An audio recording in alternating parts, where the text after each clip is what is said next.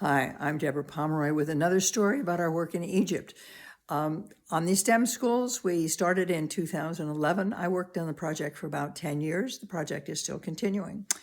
When we first started the project, the kids came from all over Egypt to these boarding schools, and they came from a very, very traditional education system where they were having to memorize just reams and reams of facts and compete on very, very traditional multiple choice examinations, which basically determined their futures.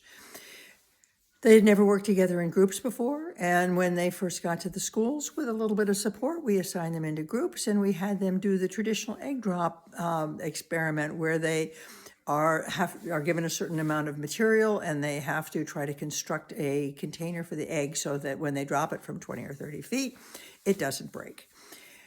When they first did this, first of all, they were traumatized because they'd never worked in groups before. So they were they were not used to that, and they were used to competing with each other for grades on multiple choice tests. So anyway, we gave them their work, and some of the kids, of course, were able to design containers that protected the eggs so they didn't break, and other kids, their eggs broke, and they were devastated. They were practically in tears. In some cases, they were in tears, thinking that they had failed. And we said, wait a minute, you didn't fail. You get a chance to do it again. You get a chance to learn that these other kids don't get.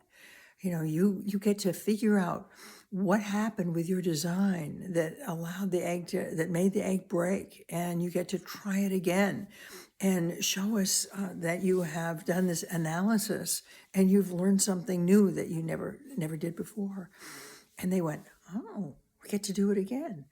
And so they did, and again, until all the groups were successful. Well, in the meantime, they now started cheering each other. The kids, of course, who had been successful the first time didn't get to do anything except just stand around and watch. The kids who had broken their eggs, they got to continue working.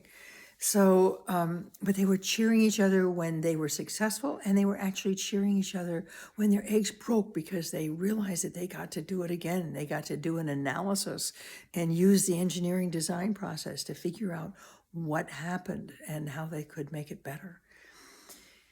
This transformed them as learners, because all of a sudden they began to see that out of failure for a particular project, they could learn something new. And so failing actually became winning for them.